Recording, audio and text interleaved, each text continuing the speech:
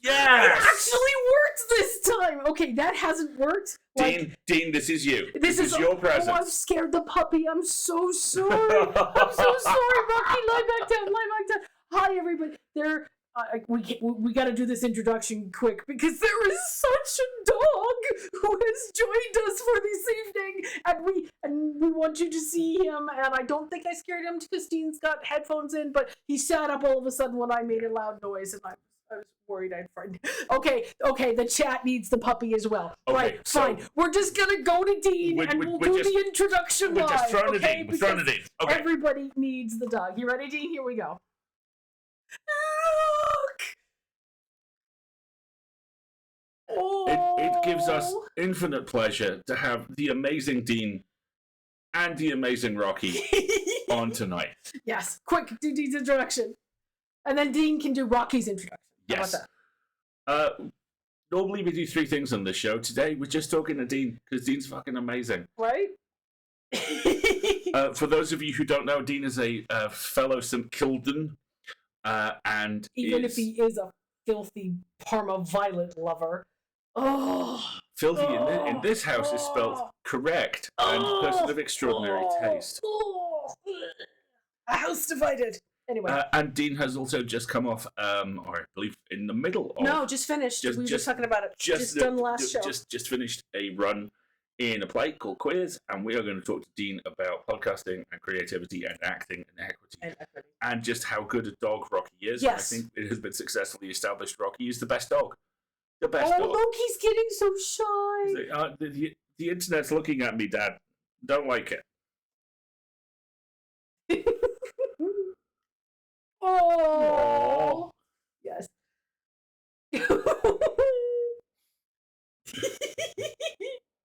Oh, you can't hear him? With Rocky is like. Okay, there we go. Yeah, he's off. He's gone. Oh, I don't know. all right. Sorry. There you go. So, Rocky. he'll come back. Rocky will return. He's just had his moment of Yes. glory. How you doing, buddy? I'm good. I'm good. How are you? This has been a very long week. At the end of a 75. Tell me about it. Yeah, at the end of a 75,000 day month. A friend of mine referred to the 74th of January a little while ago, and I felt that in my chest. Yes. You know? Right. I know, chat. Rocky's already stealing the show at this point. I can't even compete. Okay, wait, when he did the tech checks at the start of the stream, Rocky brought me his monkey to show me on camera, which was very This sweet. is Rocky's monkey. Oh. This is his monkey. Is this your monkey? You got your monkey? Oh. Give me a kiss. Give the monkey a kiss. Or give me a kiss, actually. Mwah, good boy, thank you. Take monkey. Okay, we're gonna try to talk to you, Dean, but it's terribly distracting. You brought a dog to a knife fight, right? We're outgunned here. I didn't help myself, did I? So the play's over. So now you can tell us everything. Yes. Yeah. So it was a series of monologues that was originally curated by Mark Gatiss in honor of the 50th anniversary of. What is it? It was the passing of something. I will get up the synopsis like a good actor. It's all good. We're working this as well. Yep. It is. Yeah. It was the. Here we go. 8 monologues. Oh, have you found it? You've got it? Yeah, I'm going to put a link in the chat here for everybody. So there were originally 8 monologues, but 2 of the monologues we had to cut because we just couldn't find the actors for them. But what we did instead was we wrote a monologue for it. Oh, nice. So the director, the assistant director, and one of our cast members, who is a very gorgeous trans woman, wrote a monologue about a trans woman because it was something that was unfortunately missing in the monologues. When was it originally written? Well, they were written only a few years ago. Oh, okay. But it so was a lot to do with, good. Yeah, it was a lot to do with. It's like a 100-year history of queers, essentially. So the first monologue was my monologue, in which I play Perce, who's a World War I soldier. Short for Percy, I'm assuming. Short for Percy. Yeah. There we go. And that takes place in 1918, and he's just come back from the war, and it's called The Man on the Platform. And he talks about how he fell in love with his captain and never came out, and how he once saw Oscar Wilde on a train platform when he was being taken to prison. And it's right so... around the corner from us, where we're sitting right now. We live in Reading. Oh, yeah. See, a lot of people clocked that, and I didn't. I had someone come up to me afterwards and was like, yeah, as soon as you said Reading, I knew that man on the platform was going to be Oscar Wilde. And I was like, I'm glad you did, Bessie, because I didn't. No, there was a Banksy as well done on the walls of the goal. They're trying to buy it into public ownership and make it into, a historical location, because that's where Wilde was imprisoned. Yeah. Yeah, definitely. Oh, that's so cool. Yeah. Banksy. Yeah, so it was a very, very sad 20-minute monologue. Very heartfelt, and I was doing my Robbie voice. Only with no mention of white transit vans, I assume. No. So it's just me sat on stage, sort of talking about, all right, my name's Perce. Vibing, having a laugh, but not really, because it's a kind of a sad time actually. But so nice. Vibe. And my friend, my housemate, came to see it, and she was like, "Why do I recognise that voice you're doing?" I have no idea. You definitely haven't listened to St Kilda. Because if so, you would have said something by now, right? Yeah. So how many performances was it, and where was it? It was at the Sawbarn Theatre, which is a local theatre where I live in Norwich. And nice. We did, I want to say 7 or 8 performances. Fantastic. So we did a run of 3, and then we had a small break of a couple of days, and then went on and did 5 more. So it was 8 altogether. Brilliant. Yeah, it was great. It was really, really nice. And we all got on really well, which I think was interesting, considering we didn't meet each other until 2 weeks before we were due to go on stage. Oh, jeez. Because it was all monologues. So we had one-on-one time with the director. Yeah, of course. So there were a couple of people who I'd never met. And then we all got in a dressing room together, and it was instant. Oh, how instant nice. connection. And it's probably the nicest sort of dressing room experience I've ever had. That's amazing. Really, really great. So are you all plotting to do something new together now? We're actually planning on taking it on tour. Oh, brilliant! Hopefully, if it works out. That would be amazing. Yeah, it feels really important, and especially with everything that's going on at the moment.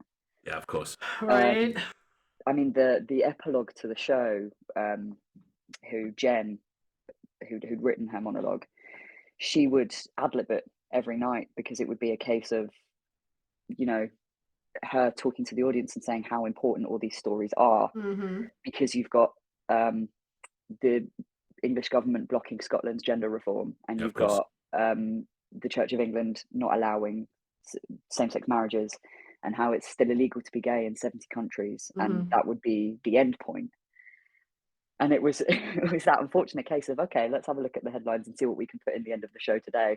Oh, that's not the greatest for one's mental health, now is it? No, but it was really nice, and the feedback that we got afterwards was just so heartwarming and lovely, and so many people said how needed it was, and a lot of people told us to take it on tour, and we're hoping idea. We're hoping to get it into Norwich Pride. Oh, sweet! In June, which would be nice. But whether we can take it on tour or not is another. See if they can set up a stage at the goal. That would be good. That's a thought. I'll talk to people. We know there is. Minutes in, Good Trouble started. Well done. Good Trouble started. Yes, absolutely. So. You had to change your name recently, didn't you? I did. Okay, yeah. Okay. And I know nothing about this concept of equity. So explain what it means for people in the chat who don't know, and then kind of like walk us through your experience with it. Okay, so equity is essentially just an actors union. So they do very important stuff. Like recently, they renegotiated pay for West End actors. Who just get paid terribly in regards to, some other actors get paid, and in regards to the hours they're working, because a lot of them do overtime and just not get paid for it at all. And there's so much rehearsal time that just wasn't getting paid. So what Equity do is they provide that safety net, and they fight battles for you, and they also provide you with very, very important insurance. So if something happens to you on a set or something happens to you on a stage, you are covered by their insurance. Okay. So very, very much a labor organized union kind of thing. Yeah, 100%. Okay. 100%. Kind of a by the people for the people sort of thing. Very so like important. A trade union, I would assume there's you pay dues and you have qualifying performances. I mean, most of us who have experience with this have it in kind of two formats, right? We have what I would call the trade union experience, where you're used to more manual trades like electricians and people that. They have unions, and then we know about Hollywood has unions, right? They have like SAG and and the Writers Guild and those sort of things. So Equity is the name of the union. Is that Equity is basically like the UK version of SAG-AFTRA? Okay. Essentially, it's that kind of vibe. Fantastic. But what they do is, if you sign up with Equity, you then get access to equity pay, obviously, but also you're more likely to get into West End jobs and stuff like that, because they you can then go through Spotlights, which is just a casting service. Okay. But a lot of their stuff is Equity only. Someone in the chat has said, I'm in Prospect. What's Prospect? Do you know what that is? Oh, I don't know what Prospect is. I want to know what Prospect. I'm going to have to look it up. What? Yeah, do some fact checking. That is because I know for podcasters, the WGA, so the Writers Guild of America, East, has specifically an audio drama. Yeah, they do, don't they? Branch to it. Nice. That's cool. Looking it up now.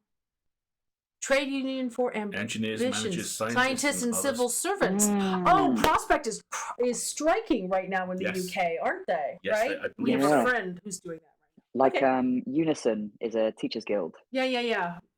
Teachers union, yeah. We're I don't know. What do you think? May before we're on a general strike? That's a whole different conversation, right? Oh my gosh. Fingers crossed. Yeah, but one of the things about registering with Equity is nobody can have the same name? No. So what is this? It's this thing where it's to stop actors getting confused for other actors. Right. And it's basically a crediting thing.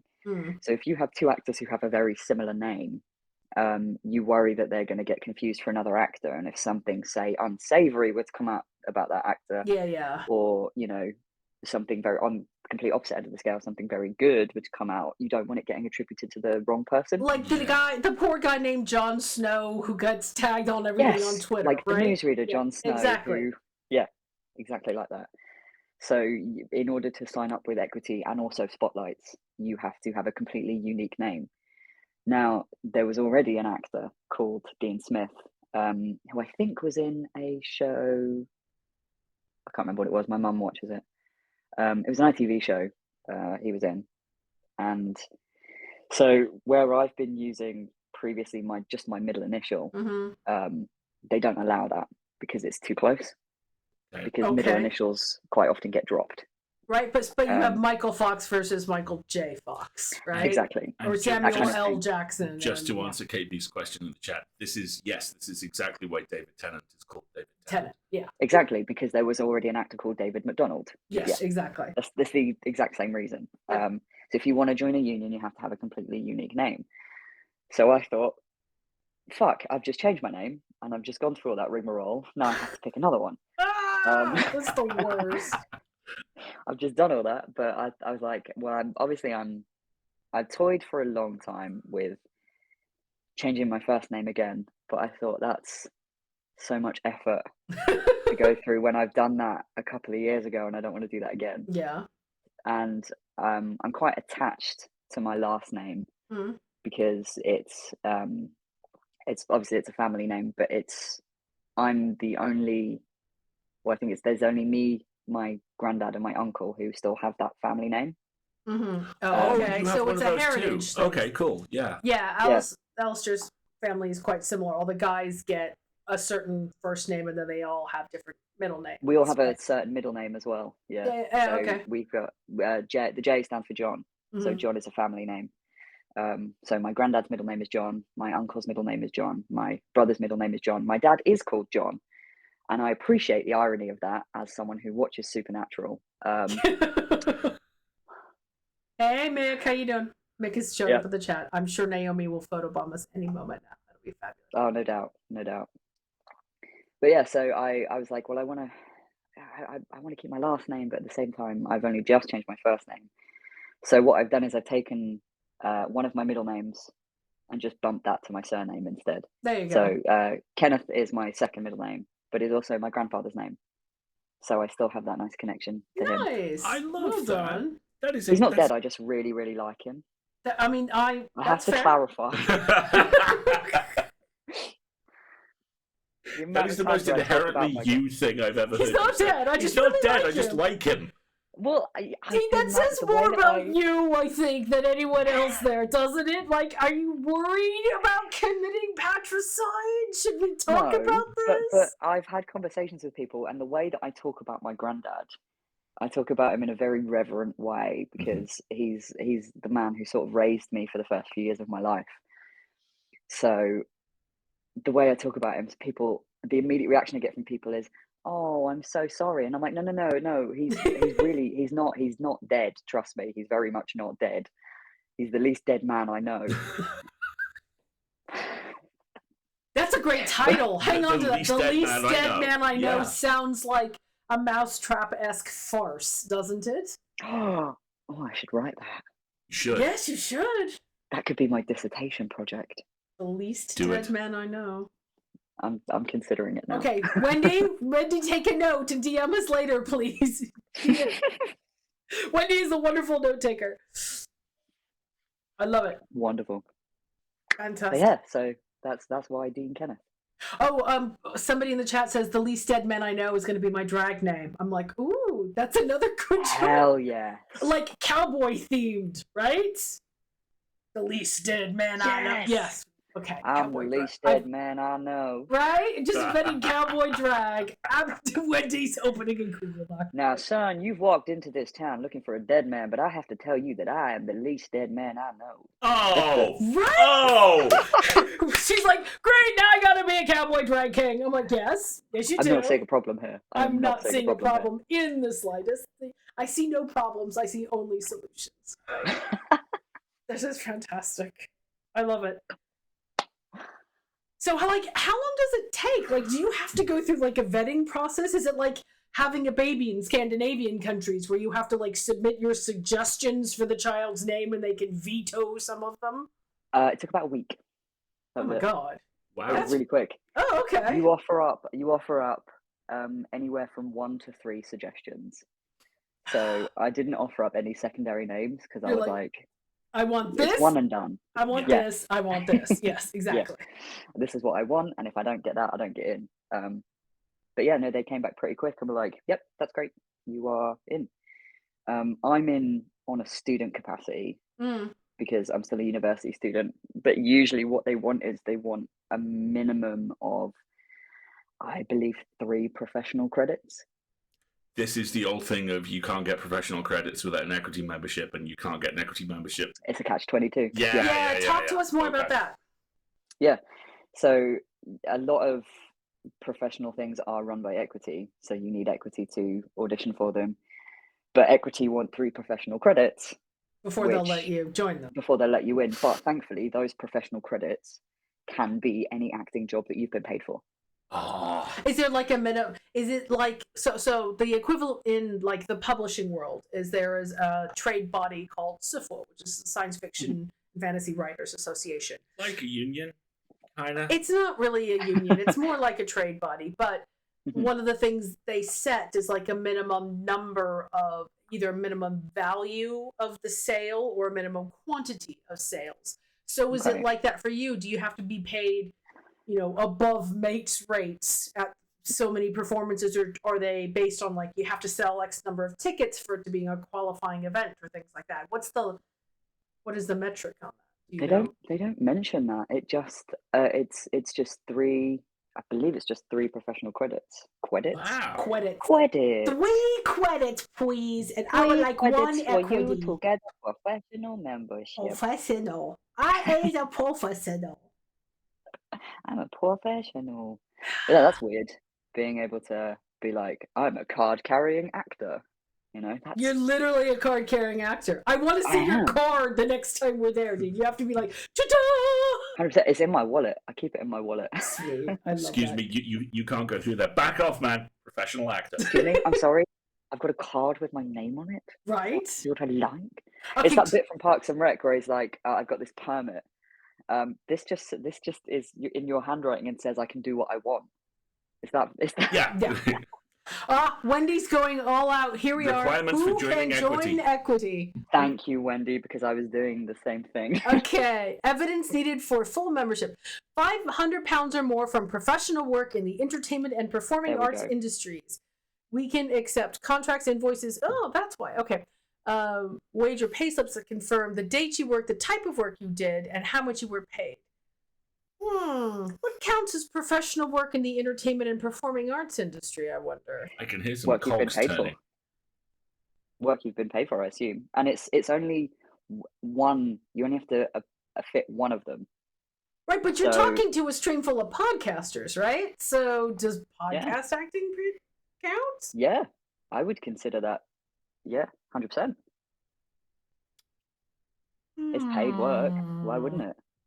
All it says is, you have evidence of earnings in excess of £500 from the industry in an area of work covered by equity. So as long as equity covers podcast work. Yeah, that's my question. It also says, or in a FIA affiliated union. And that link is dead. Podcast acting does count, according to my sister Outlaw, who used to run the online branch. Perfect. There you go. My entire brain has just become nothing but that gif from Now You See Me Too of Lizzie Kaplan slapping her trench coat and doves flying out of it. So from now on, every independent podcast crowdfunder needs to include a level which is pay our actors to qualify for equity as a stretch goal. That's good. That's good. Why not? Because if you can raise the funds specifically with that as a goal, and that performance can then give that actor an invoice that says, I was paid £500 for this idea, for this performance, equity. Yeah. The cogs are turning. We're single-handedly changing the industry, Marguerite. Like 5 different people in the chat going, Marguerite, you fiend! I'm like, yes. I love it. Yes. Everybody gets a union. Right? Why not? Let's it's a perfectly good union. It's right there. We just need to borrow it a little bit. It's also technically easier to get into than software. I'll just leave that there. Maybe. Yeah. Possibly, but... right? You get a union. You get a union. Everybody gets a union. Everybody gets a union. Okay, fine. I think that's a brilliant idea. Wendy, I'm very proud of you. Thank you for writing it down. I appreciate that. Wendy came to this conversation with questions and an objective. I'm very proud of her. Freaking brilliant. Oh, it's a great idea. Yeah. I love it. No, I wholeheartedly support this. Fantastic. So, how about this? We've been already talking about 25 minutes. Why don't we take a little 3-minute break, everybody, to take a stretch and a wiggle. If you haven't moved your body since you joined us, maybe do that a little tiny bit like Dean is, and I am, only with less wincing on my part, maybe. Get yourself a beverage. Oh, very nice. Good job. See if anybody needs a snack, or do you have a medication you need to take before the end of the day, that kind of thing. We'll be back in about 3 minutes, okay? Hydrate before you dihydrate. Hydrate before you dihydrate. Absolutely.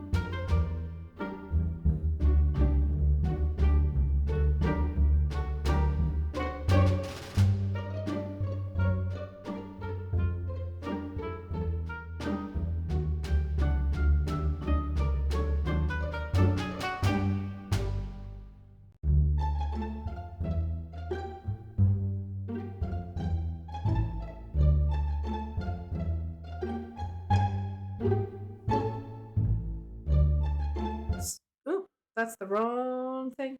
There we are. But first, I gotta turn all the Marguerite's audio pressing buttons. Marguerite's pressing pushing. buttons. Yes. Marguerite's pressing buttons. I wonder what she pressed.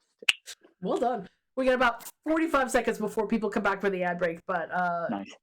But yeah, let's brute force audio drama into equity. Hell Why not?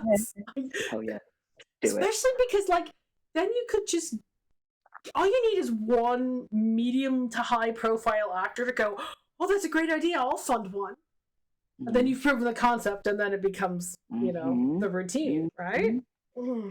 Okay. Yeah, I have like class actors 15, being unions. Huh? I have like 15 mildly snippy comments, all of which are remarkably non-positive, and all of which come down to, yeah, this is great, and other people should have done this fucking years ago. Yeah. Let's do it. I know. That, yeah. But, okay, all I want credit for the idea, okay? Every little independent audio drama that's like, great, we're going to have a pie-in-the-sky, gigantic stretch goal, which is all our actors get equity qualifying pay.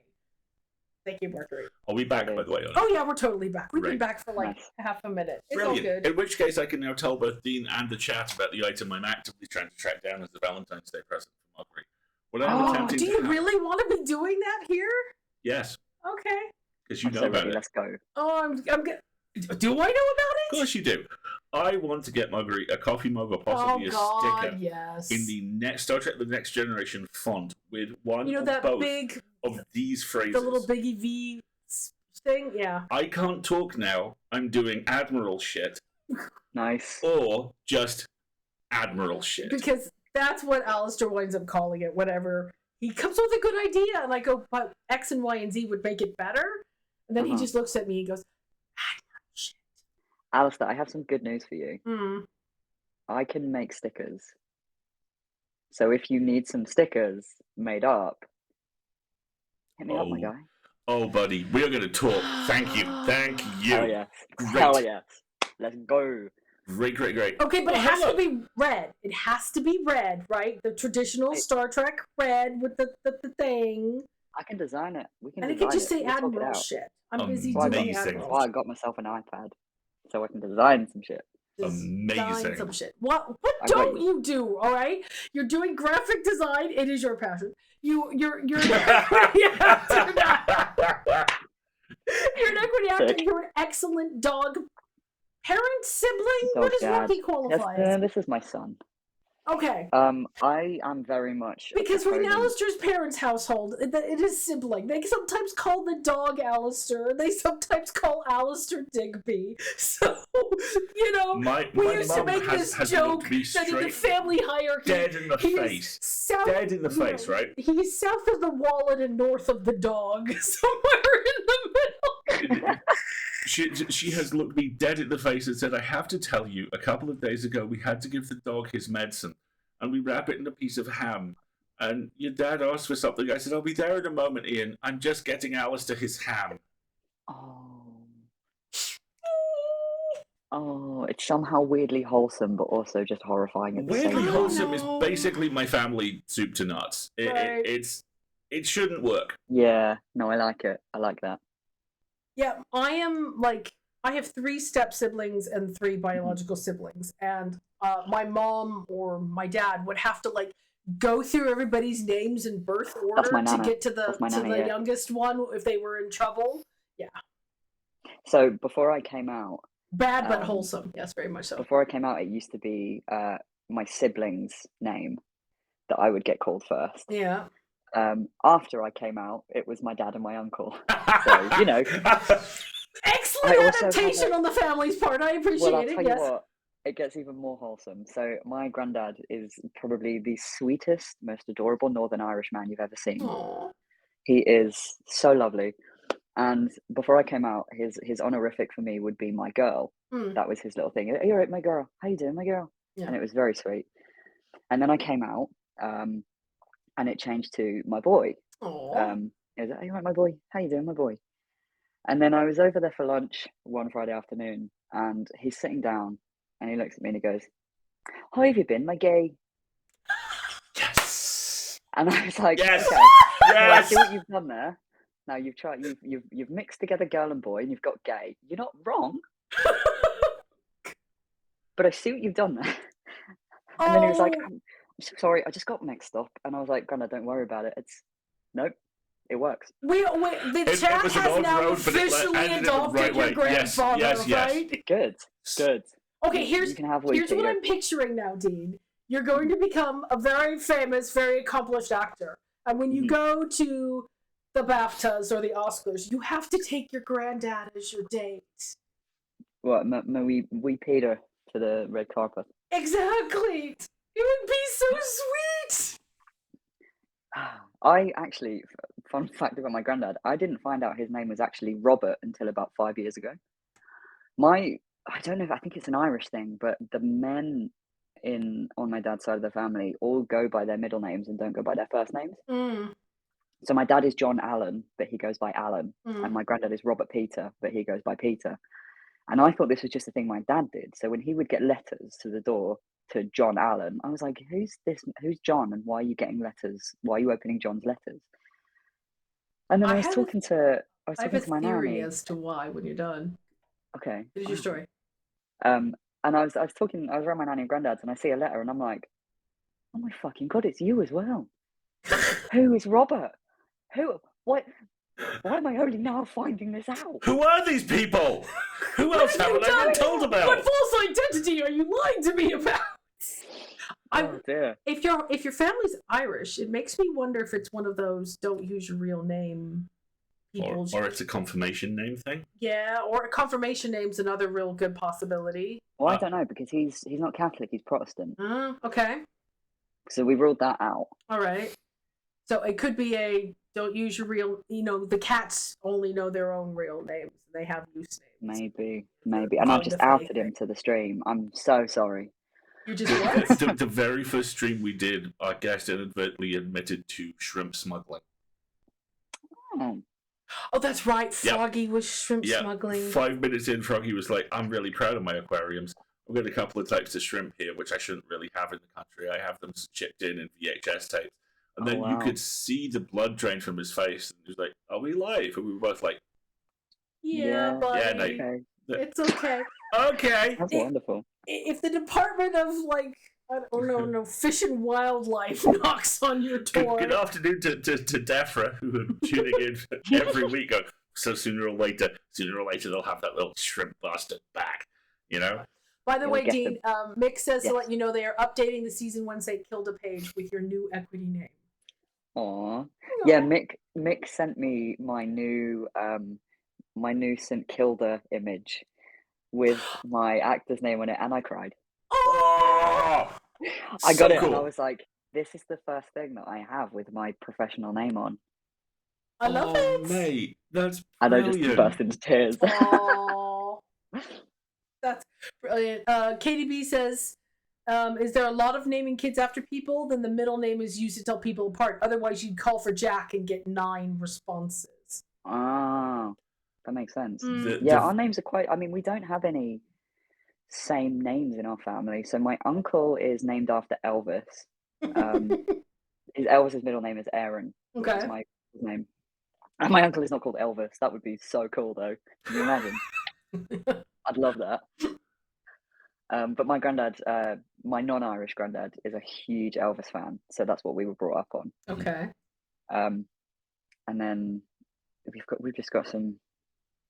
My sister's name is an alcoholic drink. Okay, I know how that feels. Yeah, like first and middle name. Really? Wow. Can you? I'm curious if you can guess what it is. Alcoholic drink. Mm-hmm. So okay, brandy's what comes to mind. Brandy, Midori. My brain is. My brain is not being helpful because it's immediately gone. Oh, we know this. White Russian. So her name is Pina Colada, and she loves getting caught in the rain. No, so it's her name is Tia Maria. Tia Maria. Okay. I see that. Nice. It's a great name. Yeah. But, it really is. My brother was going to be also Jack Daniel, but my mother put her foot down on that one. She was like, no, I don't think we're going to do that, actually, thanks. And I'm sure he's greatly appreciative about that as well. Now he's Charlie. Oh, I have a friend I went to school with whose given name is Alan, and because we grew up on the Isle of Man, where fun is something you have to whittle. One day at school, someone decided to give a lot of us alternate names, and none of them stuck, with two exceptions.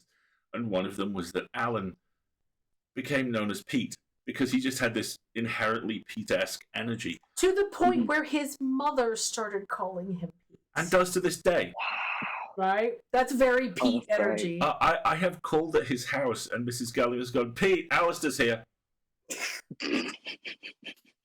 At least she actually calls you Alasdair. Everybody else sometimes calls you Al. Or Stu. Or Stu, which is... Stu? Yeah. That was really aggressive, Rocky. Assigned Pete by friends. Yes, exactly. Oh, hi, Rocky. This is your own fault. You threw the pillow onto the floor. I don't know why you're looking at me with that sad face. You're interrupting my nap, dude. It's like, Dad, that's my nap time. Shut up. Oh, shut up. Go back to sleep. That's what I was trying to do before you threw this pillow on me. In my head, Rocky sounds like Lee Evans. So that's what Who's I Lee hear Evans? when Lee Evans is comedian. A very, very energetic, very fast-paced Cool. Yeah, he's from Essex. From Essex. So he unfortunately retired a few years ago after the death of his manager, but that was the kind of comedian that I was brought up on. So that was my entire humour as a teenager. But that's Wendy with the link in the chat. Well done. Well done. Oh, Wendy.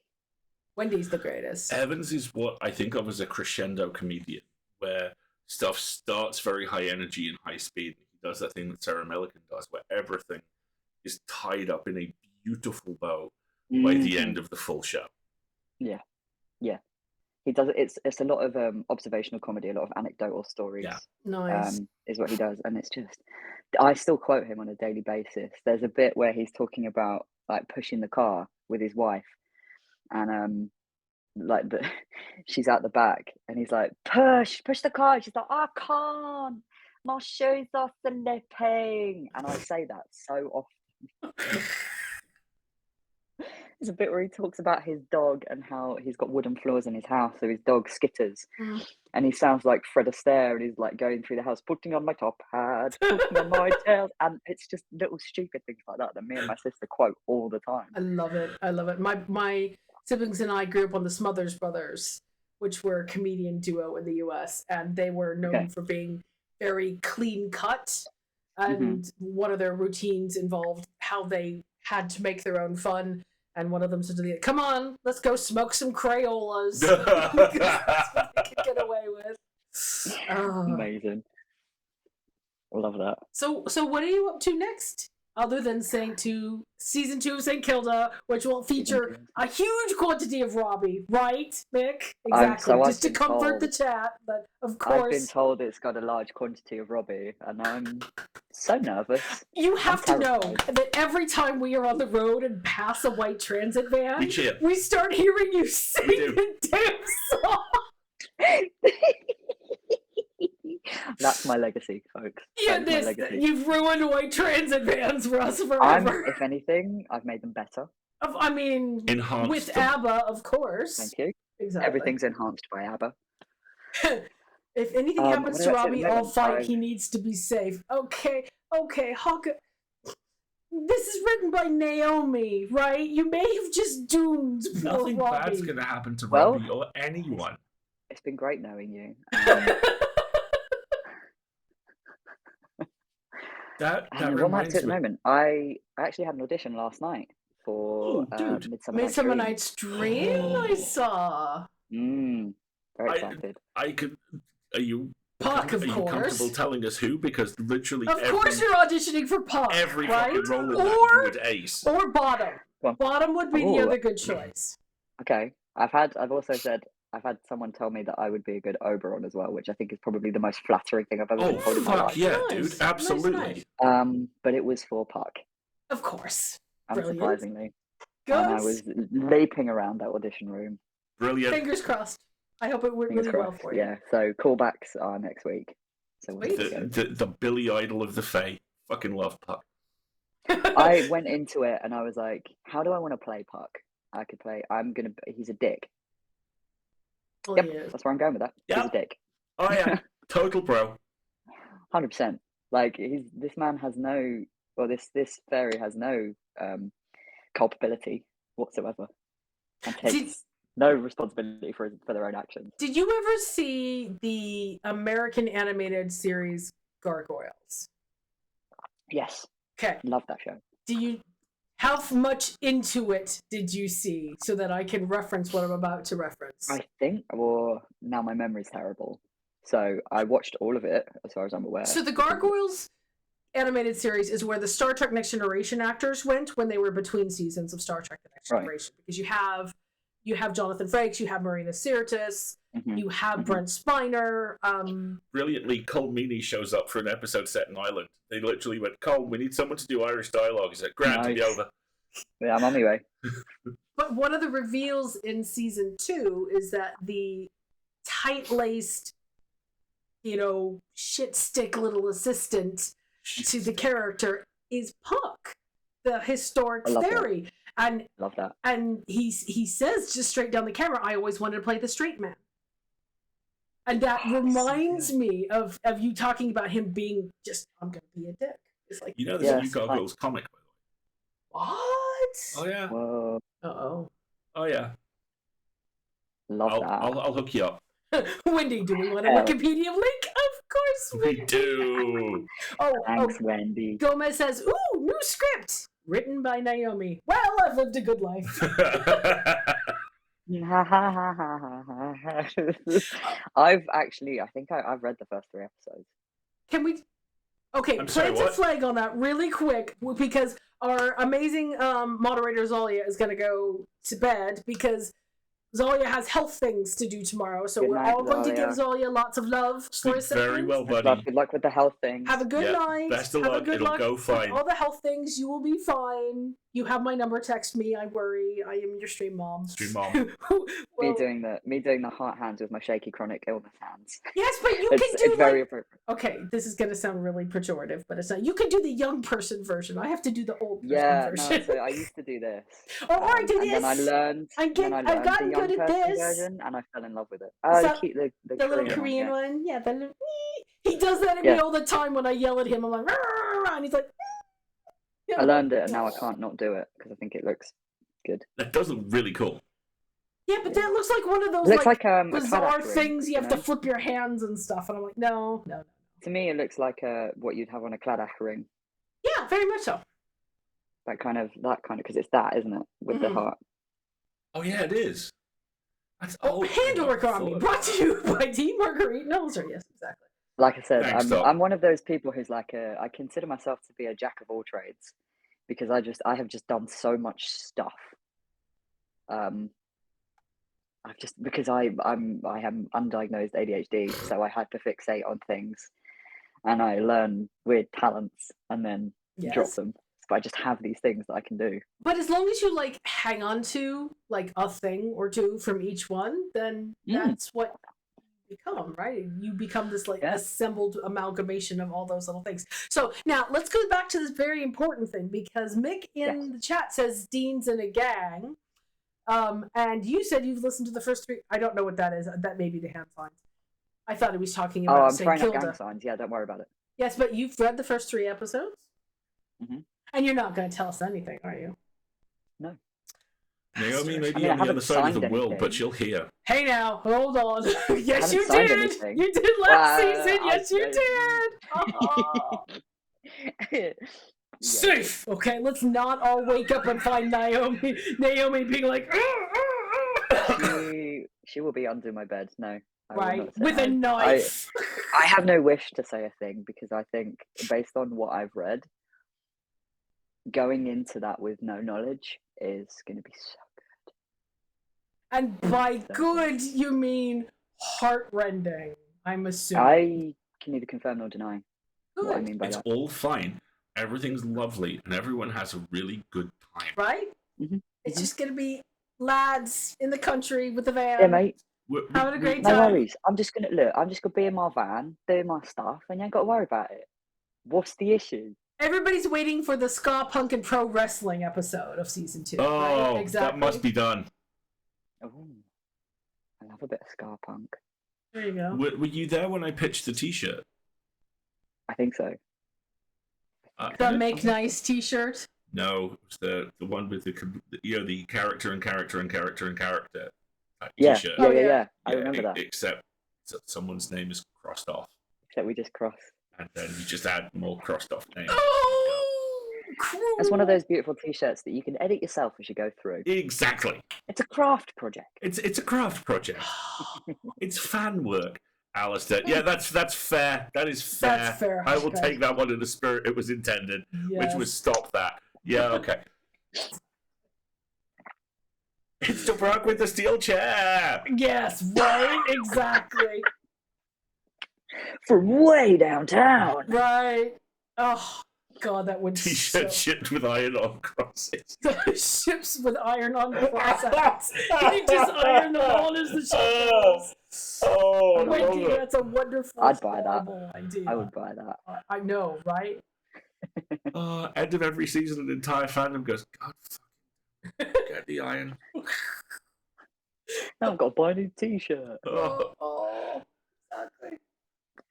So what's next for you? What are you working on now? Other than okay, show is over, so I sleep. Yes, when the sleep is over, what's up for you next? That is it. I have nothing in the pipelines apart from season 2, obviously. I'm focusing on uni work, so I've got Smart. I'm in my last semester of my 3rd year, so I graduate this year. Yay! Congratulations! And also the seething tornado of horror you're feeling is something we all feel. It's okay. Yeah. You come through it. It's fine. I've got a dissertation to do, which thankfully is a script writing project. Oh, nice. And then we have something that's called Drama Project, which is we have to put together a 15-minute script and perform it. Sweet. Nice. So I'm doing some immersive theatre. And I am doing some Sherlock Holmes-based immersive theatre. Of course you are. Oh, of course I am, because Sherlock Holmes is public domain now, so they can't stop me. No, nobody can stop anybody now. I can make it as gay as I want to. Yes. Oh my Please God, do. dude. Please do. Have you seen Enola Holmes 2? Have you seen? Yeah, it's really good. It's so good. I called every beat of that, and I especially called the ending mid-credits beat. I'm like, yes. I know. What I didn't realise, because I was sat there for a while, and I was like, that's the guy from Yesterday. Mm-hmm. He's been in my town, because that's where they filmed Yesterday. Really? Seriously? Yeah, so they Galston is where they filmed Yesterday, and the hotel that he sings at, that's about 10 minutes down the road from me. Wow. Sweet. And it's always really funny to me because the bit where he gets hit by the bus is outside and like some amusements. There's no bus route that goes down there, so it's physically impossible for him to get hit by a bus. I love that. Yeah, so I saw that and I was like, well, that wouldn't happen, would it? But I'll stick with it, I guess. Now you've got one of those, because I've got one of those too, and it's from the movie Sneakers. Real quick, Mick, send me that line. You know why. Go on. Oh, you are not. Oh, I am. Okay, I am. While I tell you my little, this thing is inaccurate thing, if the chat has any questions for Dean, now would be a good time to any and all questions are accepted. Don't say any and all. I will tell you now, I will accept and elaborate on the most buck wild questions that you can think of. Go off. I don't care. I love it. Okay, so we'll let them work on that for a second, but throwing down the gauntlet. My thing that annoys me is in the movie Sneakers, there's a very important part of the movie where a character is in a trunk driven across a bridge, and the sound of the car going across the bridge, the divots in the road that he hits in a rhythmic pattern, is very important to finding out which bridge it is. But they name it the wrong bridge, because the one he got driven across is called the San Mateo Bridge. That's the one with the regular rhythmic things that make those bumpy noises. But in the movie, when they're doing the helicopter flyover sequence, it's the Dumbarton Bridge, which is the one I used to commute over every day. So every time that happens, I'm like, there's no giant pile of ducks on the other side of that highway. It's just all housing development. It makes me annoyed. The anime eyes I did the first time we drove across that bridge. Oh, I know. He was so excited. He's like, I'm hearing the sneakers noise. He was ridiculous. That's so good. I love it when you come across random stuff like that in the wild. Let's see. Where you're like, this is the thing from the thing. The thing from the thing with the stuff. Right? Exactly. All right. A question has appeared in the chat. Would you ever want to do an audiobook? Because you have a very good voice for that. Enthusiastically seconded. I love this. It's a question with a compliment. Well done. The best kind of questions. I would love to do an audiobook. I would. I've actually been considering, because I know I have a couple of friends who have issues with reading through dyslexia, and I've been considering just off my own back, just going through and kind of taking it as an opportunity for myself to reread books that I love, but then also recording them so that people who don't have the kind of access or capability to read books can enjoy them as well. Nice. And just offering that out there, just as something to do with my time. And it's a good, I mean, you could put together a whole separate reel of prose well, narration, exactly. Right? Yeah. Exactly. I mean, I want to go through and do all the Sherlock Holmes books because you can now, right? Because I can now, and they can't stop me. Yes. My voice got really villainy. I apologize. Okay, here we go. This is from Mick. So, here we go.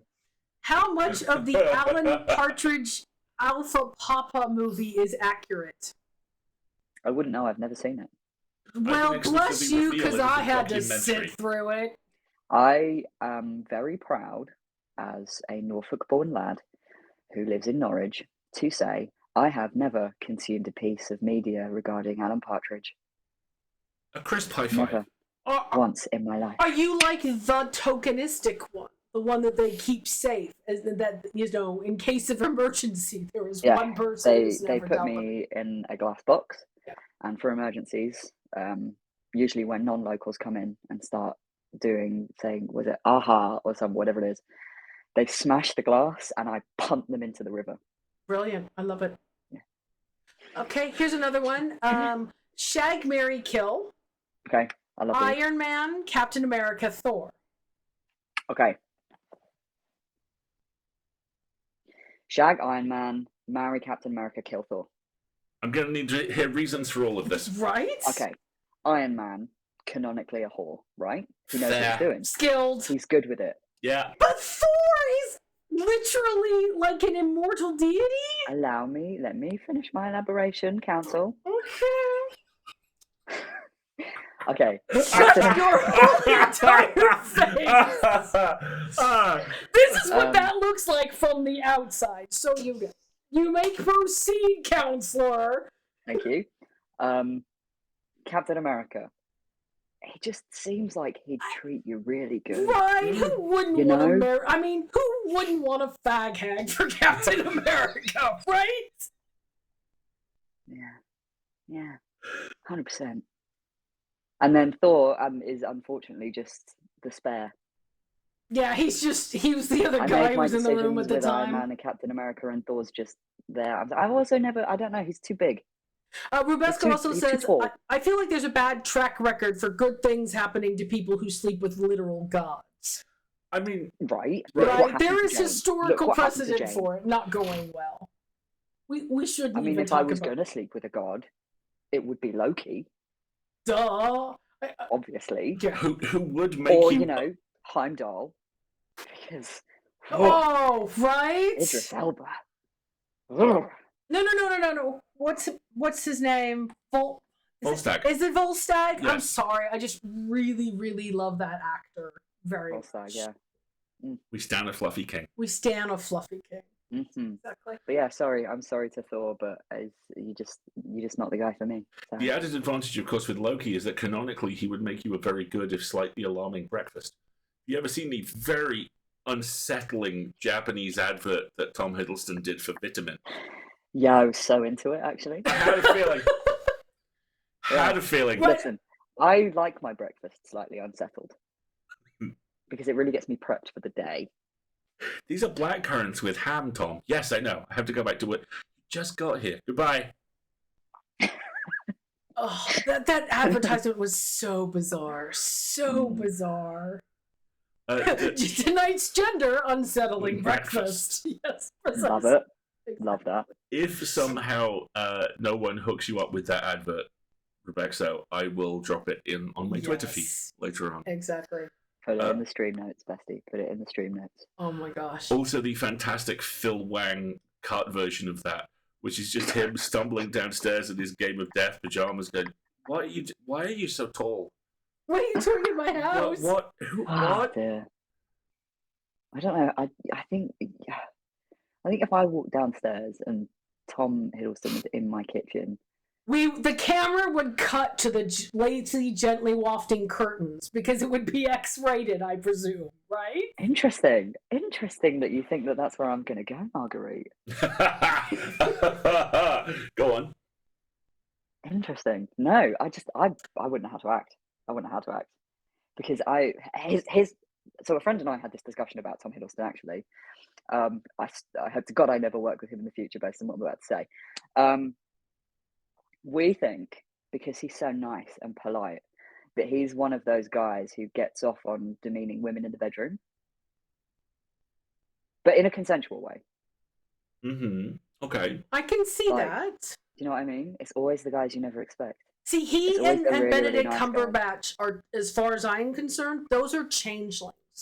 Those are fae who were swept with human babies. Maybe Eddie Redmayne as well.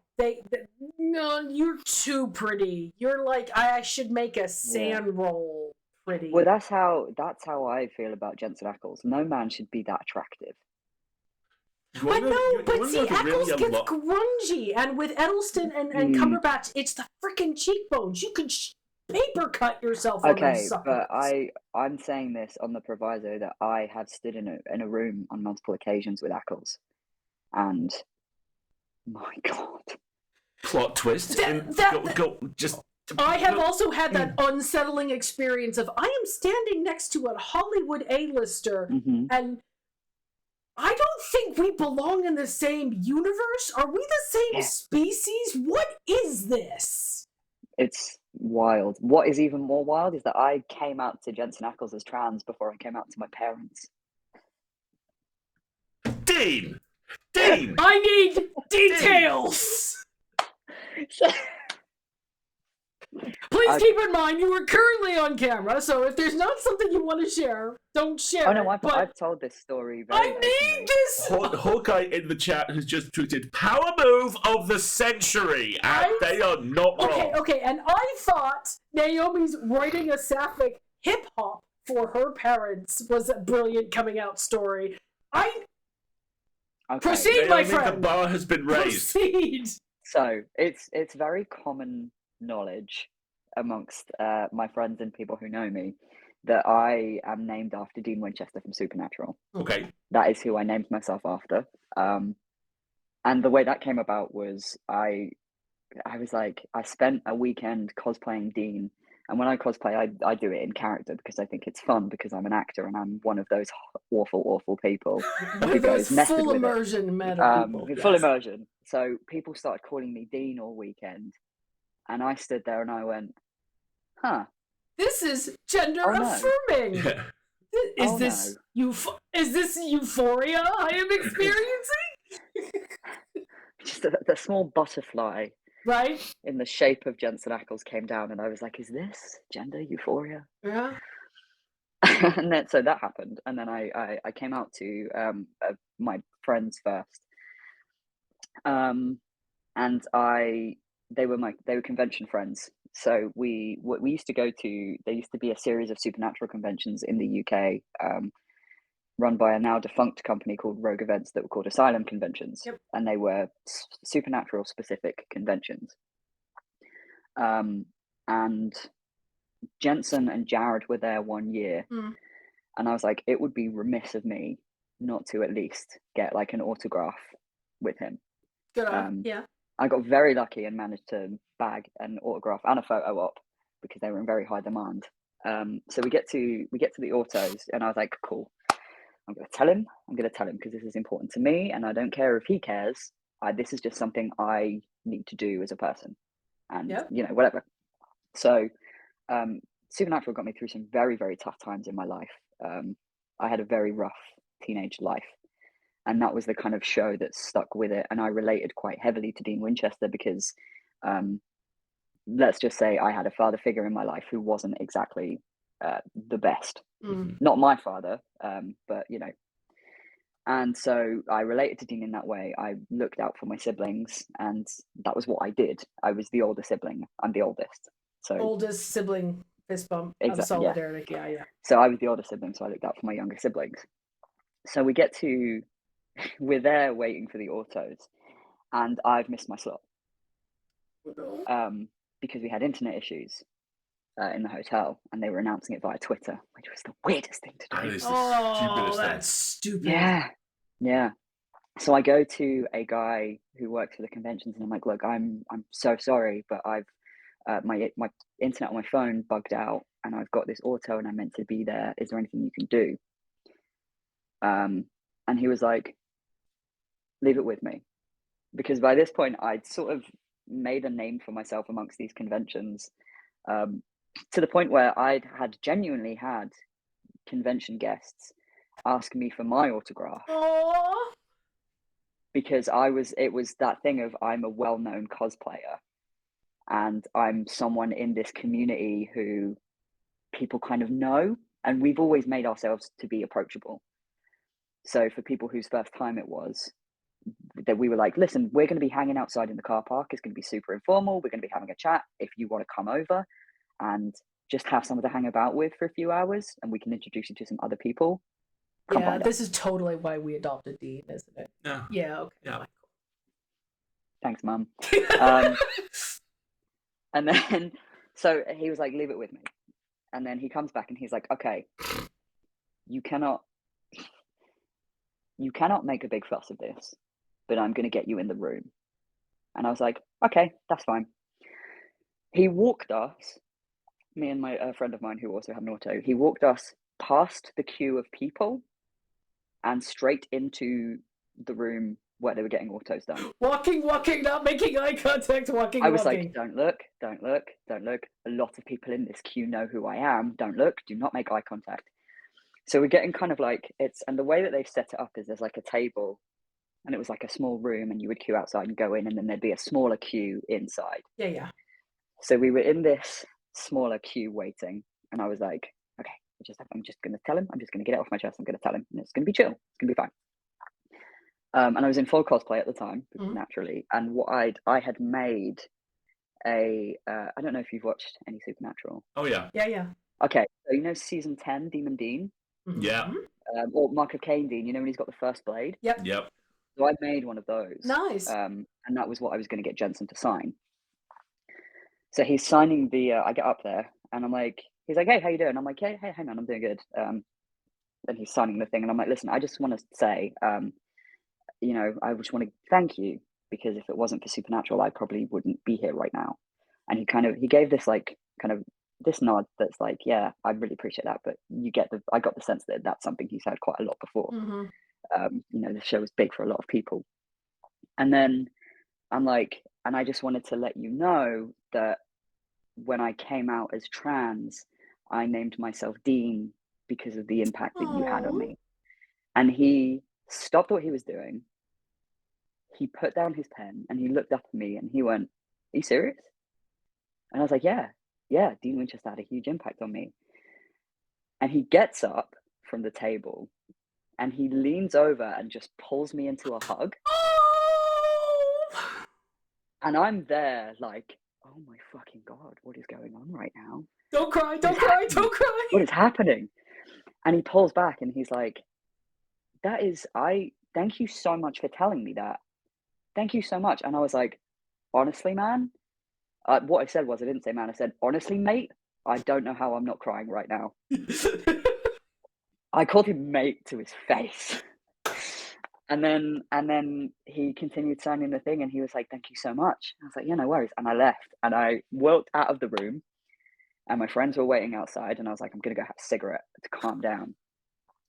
And I walk out of the hotel doors, and the fresh air hits me, and I stand there, and I hear my friend behind me go, "Dude, are you okay?" And I start sobbing. Cut to that evening. Jason Mans, who is a close friend of Jensen's, is a musician. So he was performing that evening, and there'd been rumors that Jensen was going to perform as well. And Timothy Omenson, who was also there, who was an incredible guy, he also performed that night. And we're sat there in the waiting for people to come on stage, and I get a Tumblr notification. Someone messaged me saying, "Is this about you?" And I'm like, "What the fuck does that mean?" Uh-oh. So I open it up and I read this text post, and it's someone in a meet and greet with Jensen had asked him what his highlight of the convention so far was. And his response was, this young guy came up to me and told me that because of the impact that Supernatural and Dean Winchester had on him, he called himself Dean because of that. And I was like, this motherfucker is talking about me while I'm not in the room. This is the most surreal moment of my life. The next day, I'm scheduled in for my photo op, and we're queuing outside. There's a commotion up front, and it's Jensen is walking to go to the bathroom. So we're all chilling in the queue, and he's like high-fiving people on the way down. So naturally, I raise my hand up for a high five. And he goes to high five me, sees it's me, bypasses the high five and puts his hand on my shoulder and grips it for a second before he carries on. And I'm like, "You just got bro checked!" I just got bro checked. Am I a man now? And we're waiting in the room. And it was the same sort of situation where you queue in, and then you go into the room, and there's like an S-shaped queue, and then you take the photos up front, so sort of everyone can see your photo op happening. And we get closer to the front of the line, and my friend nudges me, and I'm like, "What?" And she goes, "Jensen keeps looking at you." And I'm like, "Shut the fuck up. No, he does not." She's like, "Seriously, when he's doing his photos, and then he's searching you out, dude." And I was like, "Oh, I'm gonna fucking lose my mind." While we're doing this, I'm gonna try and find the photo up. Yes, please. So we get to the front, and I go up to him, and I'm like, he's like, "Hey, how you doing?" I'm like, "Yeah, I'm good. Can we do like just a super masculine bro pose?" So we pose like this. Sweet. I'm gonna tell you, this man's biceps are as big as my head. My God, he is built. So we do that. I'm gonna need a moment after that. Okay. Yeah, for sure. So we do that, and I go to leave, and he stops me from leaving, and he grabs both of my arms by the biceps. He's got me like this, and he's like, "I just wanted to say that what you said to me yesterday has really stuck with me, and I really appreciate that you took the time to tell me that, and that you felt like you could tell me that." And I was like, "Yeah, like I heard that you'd been talking about me while I wasn't in the room." And he was like, "Yeah, I can't, yeah, it's really stuck with me." And then he pulls me into a hug, and I swear to God, I thought I'd made this up, but somebody later on confirmed it. The entire room goes, "Oh." I was like, "What the fuck is going on?" And then I think that's that, right? I'm like, "That was cool." 2 years later. Jesus Christ, this story is an epilogue. I love it. 2 years later, he comes back to the UK. He comes back and he does a convention. And I'm like, he's not going to fucking remember me. There's no way he's going to remember me. Absolutely not. It's been 2 years. How many people does he see? He sees thousands upon hundreds of thousands of people, at these events. And I'm queuing in the auto room, and this time it's just a straight line. and we make eye contact, and I see him kind of take a moment to process, and then he goes back to who he's talking to, and I get to the front.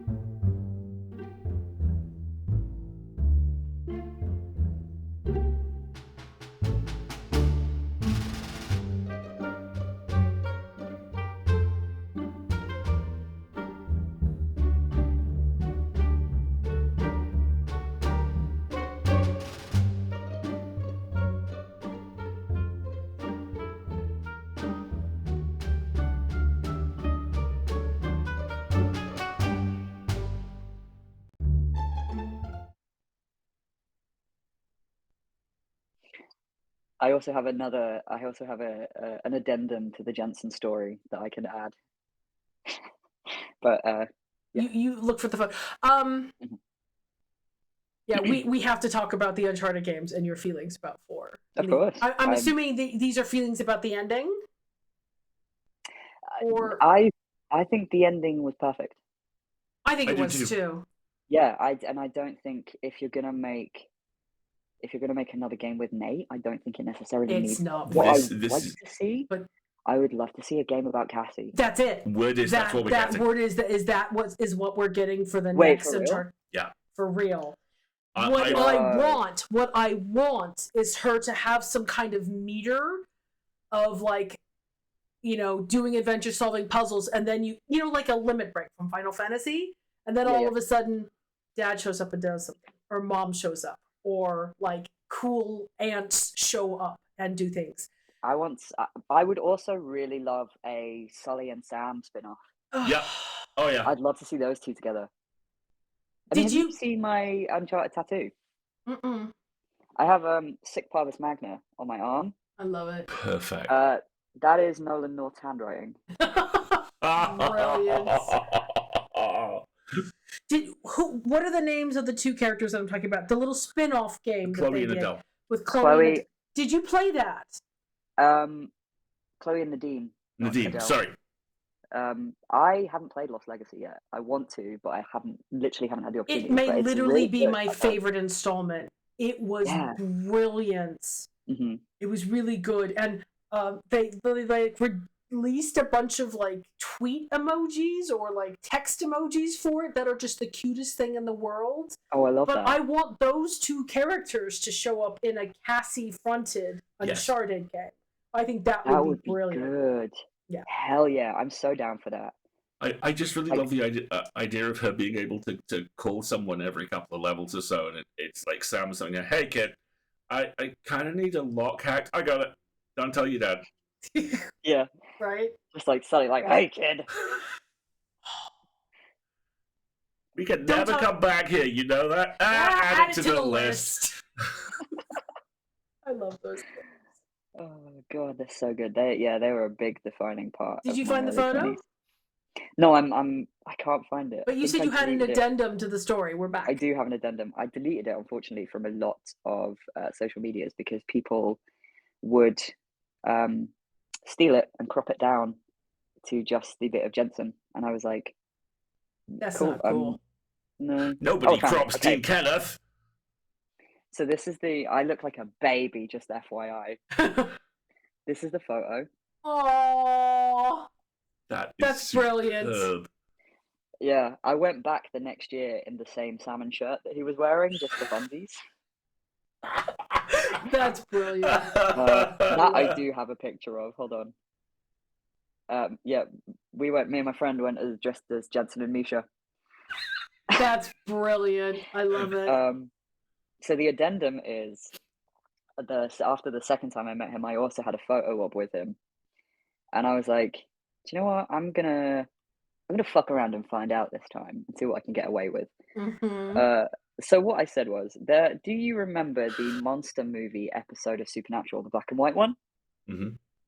You know, there's a bit in it where Dean's dressed in lederhosen. Yes. Mm-hmm. Yeah, I did that. And what I did was I hear the respect for the game just radiating off of you right now. Right? So many people had no idea what I was referencing either, and I'm like, do you watch this fucking show? It was a big episode. But I got to him and I'm like, I want you to look as done with me as you possibly can. And his response was, I think I can do that. So this is what I got. That is This is the face of a man. Look at this. Oh my god. Look how little I look. You're so teeny compared to him. I'm wearing boots with lifts in as well. So I am 5'6" in this photo. Oh my god. Oh, that's brilliant. We also have one where my friend who was dressed as Castiel, and it's them in the middle and me and Jensen on either side pulling their arms. And then like, no, this is my Castiel. Oh, that's really sweet. Afterwards, they were like, Jensen was really fucking pulling. Like, I was worried. I'm like, don't rip me. Well, okay, some people are into that. I'm not going to say I'm not, but I'm not going to say I am. Paul's laugh kind of answers that question, doesn't it? Exactly. Beautiful. Exactly. PEA, beautiful. All right, we should probably wrap this up because we've been very, very chatty, haven't we? Oh, sorry, I'm taking over shenanigans time. Oh, well, you could just show us the dog again. Yeah, he's asleep. But here's the beautiful thing. Here's the beautiful thing about Rocky. Rocky is probably the softest dog I've ever known because I can manhandle him right now. And will he bite me? Will he fuck? Oh, don't. He just lets it happen. Oh, He knows what's going to happen. Don't you, baby? Come on. Oh, what?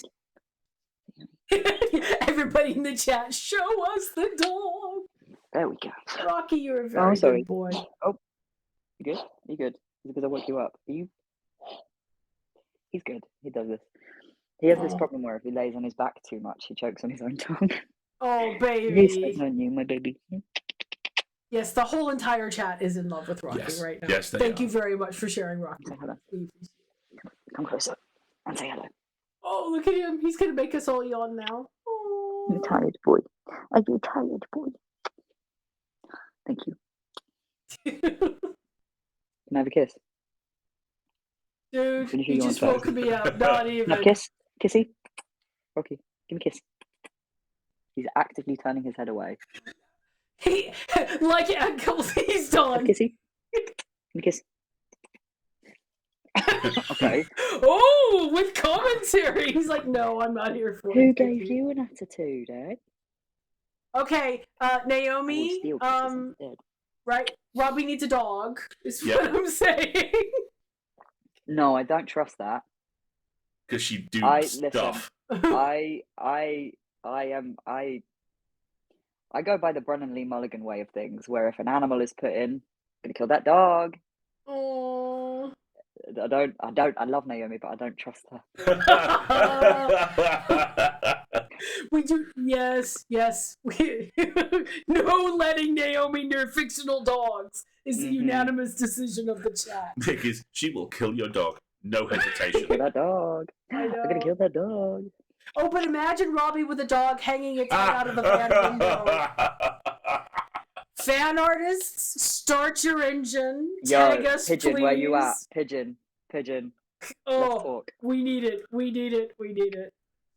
Right, so you've got a semester worth of dissertation ahead of you. Yep. Yeah, I do. I'm glad you're taking some. Well, it's not really a break, but I'm glad you don't have to try and do. But I'm writing passion projects. So my dissertation is based on a one-man show that I'm writing, which is. Do you remember back when they would do like an evening with Freddie Starr and stuff like that, and it would be those. Yeah. So I'm the play is called An Evening with Frankie Joyce, and it's that kind of thing, but it's using the music of Elvis.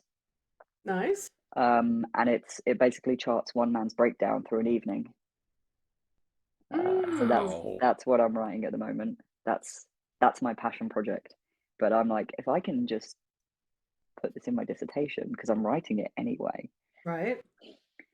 So that's what I'm writing. It's a one-man show, and it's very difficult to write because there's a lot of improvisation with the audience. But and then I've got my drama project, which is an piece of immersive theatre based around Sherlock Holmes, which is basically I will be playing Watson, and it's Sherlock has decided he doesn't want to do this case. I need your help. I have no idea what I'm doing. Please help me. I love it. So that's where I'm thinking of going with that.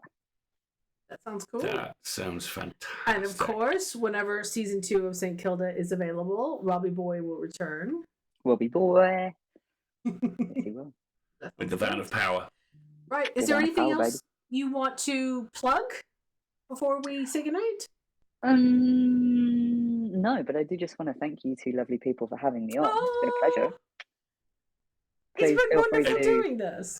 Please feel free to hit me up if you can't get anyone, because I can, as you've learned, we'll just talk. Do you remember what Naomi and Mick did? They intentionally tried to break our longest standing record. I think the record currently stands at 1 hour and 59 minutes. Well, don't tempt me. You just told me there's a record that I need to break, especially from Naomi and Mick. Are you serious? Rocky, we've just been challenged. You don't give a shit. Go back to sleep. Come on. There you go. I mean, I will. I know you will. What we'll do is we'll have to get all 3 of you on and just record the whole 3-hour waffle. That'll be brilliant. Dangerous. Right? And we should have Michelle on. For real. Yes, we should. It would just take forever. It would be brilliant. And I would wake up at 1:30 and be like, go to bed! I have to go to bed! And you guys are still talking. We'll still be talking. Right. Yeah, but for real, anytime you need me, it's literally the put me in coach. You can just sub me in if you need someone for a Wednesday, and if I'm available, we'll just put you in a series of different hats, right?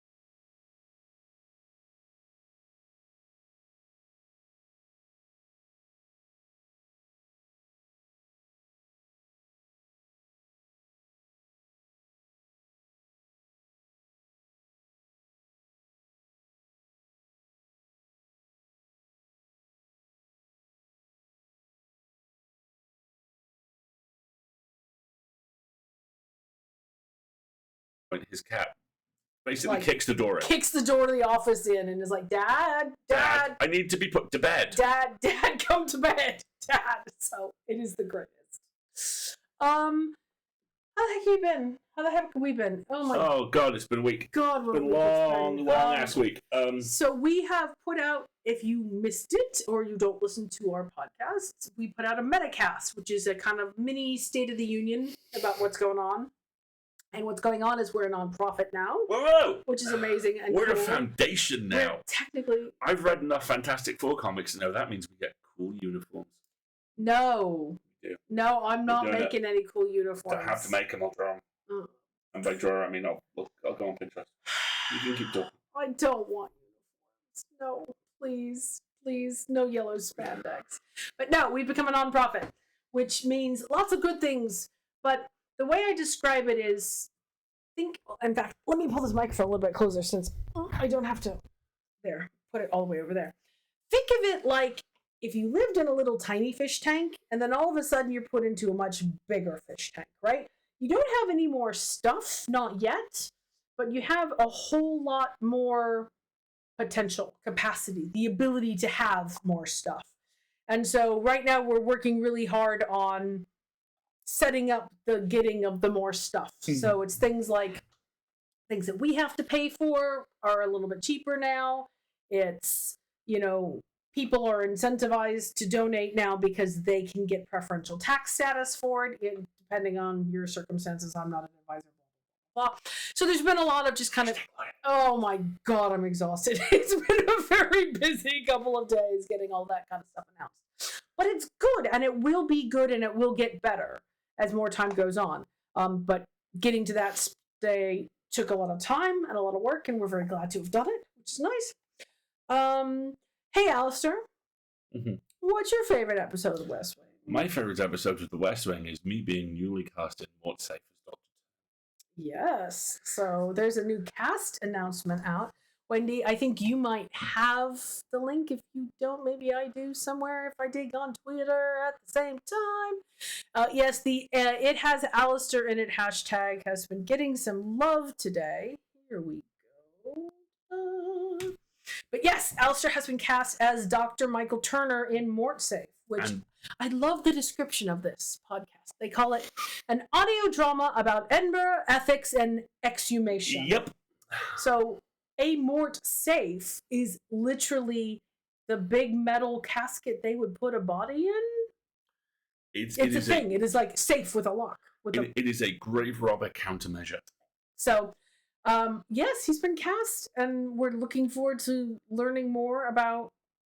When do you have any performance? Don't have any performance dates as yet. I do have another thing, which is Celestial Navigation. There is still another Celestial Navigation quite soon as well. But or two. Probably two. Or three. Shut up. Yeah, maybe three. I think three.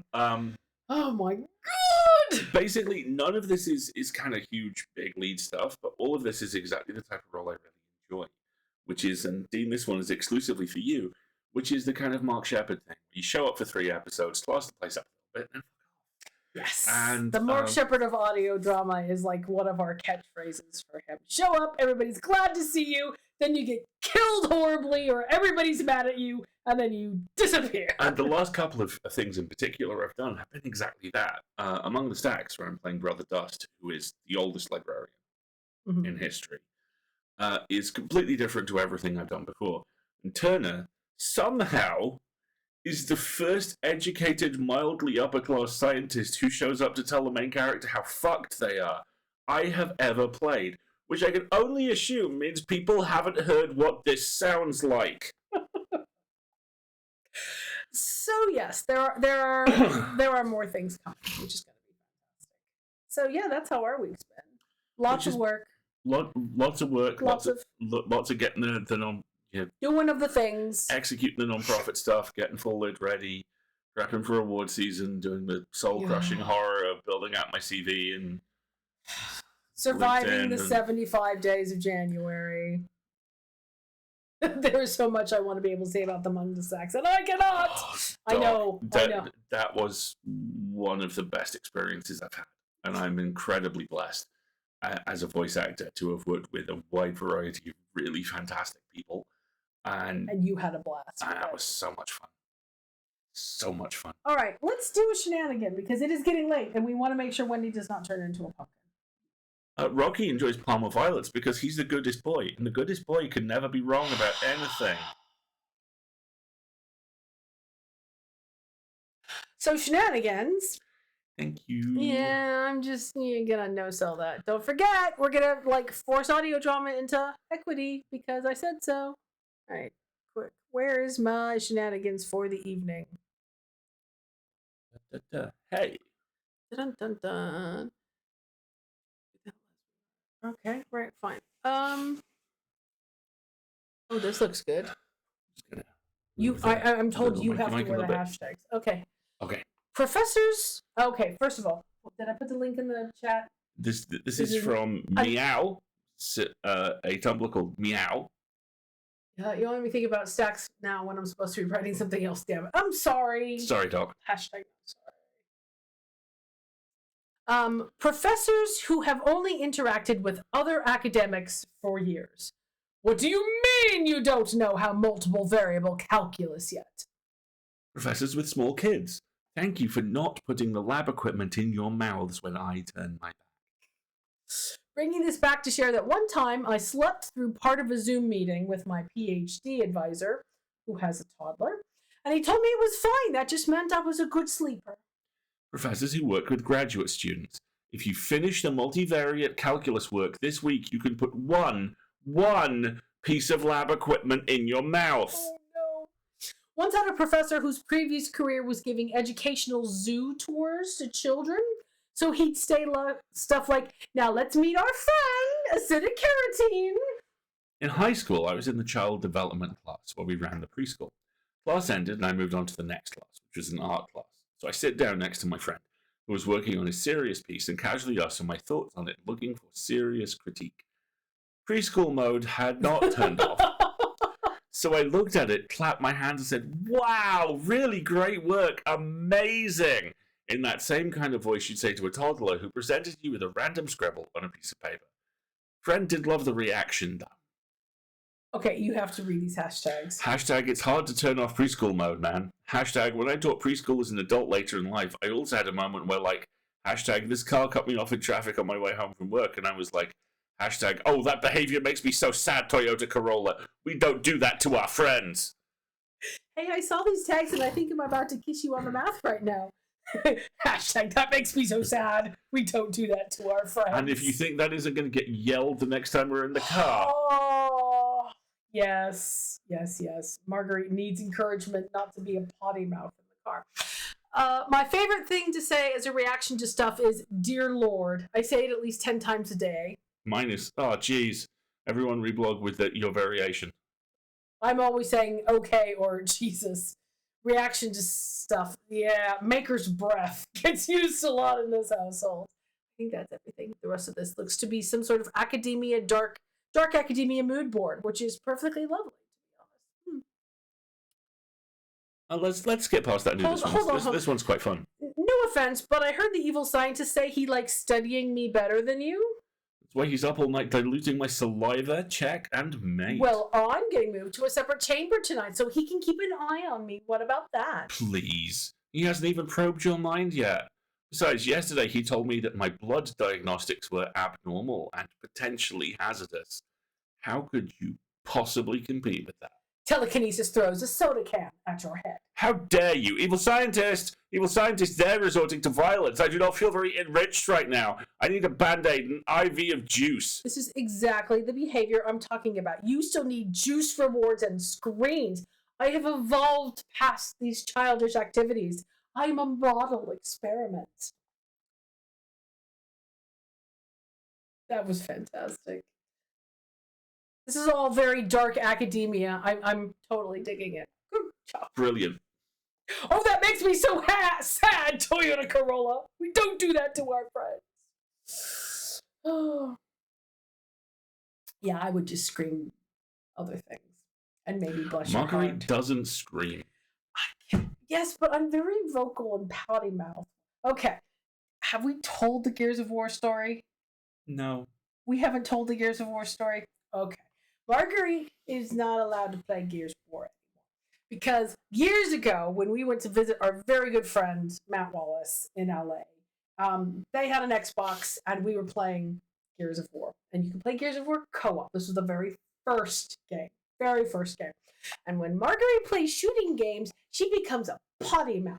So we were playing the game, and the characters are, very profane, and I was duplicating all of that. And Alasdair had not played a lot of shooting games in his life at this time, and so he wasn't at the same level of skill. And this is a co-op game. And what did I say, honey? Hey, honey, why don't you run over there and attract fire? You're good at that. Yeah. At which point, Wallace falls off his fucking chair. Yes, the Matt Wallace who just announced his new middle grade novel, Matt Wallace.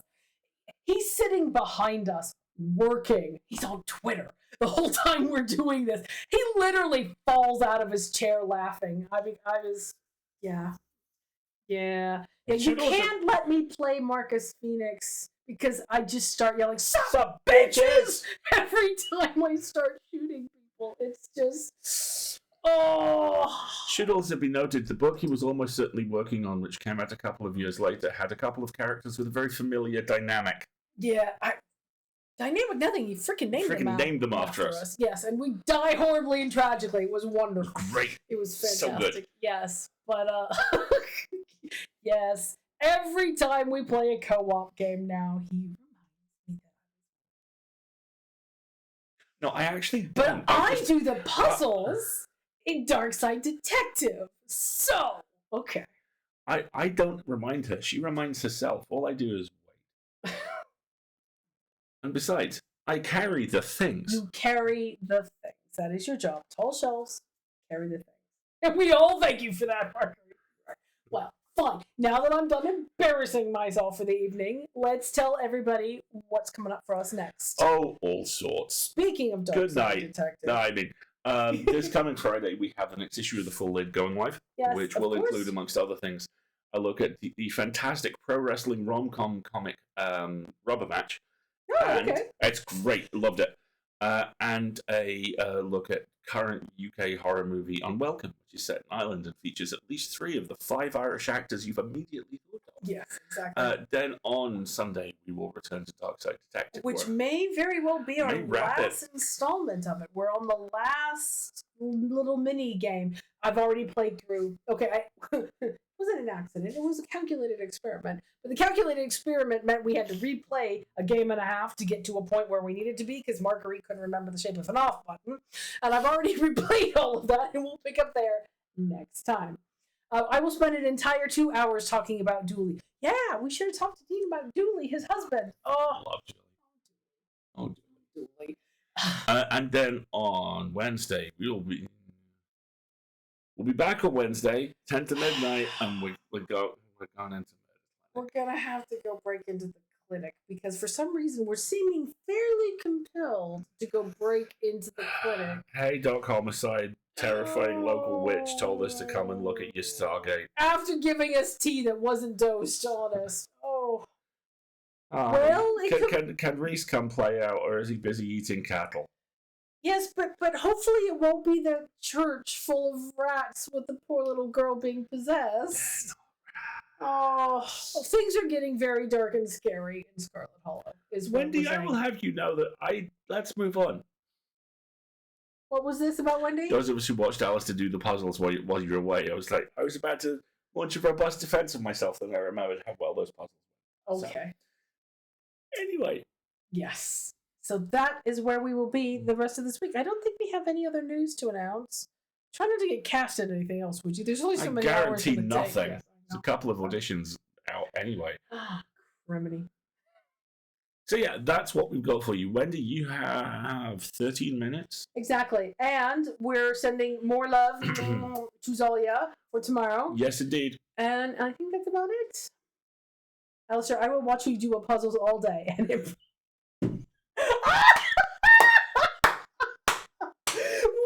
Wendy! Highest of fives! I carry the things. Oh, I'm gonna remember that. That's good. That's very, very good. Thank you for that. Yay! Oh, we could watch you do puzzles all day. Mm-hmm.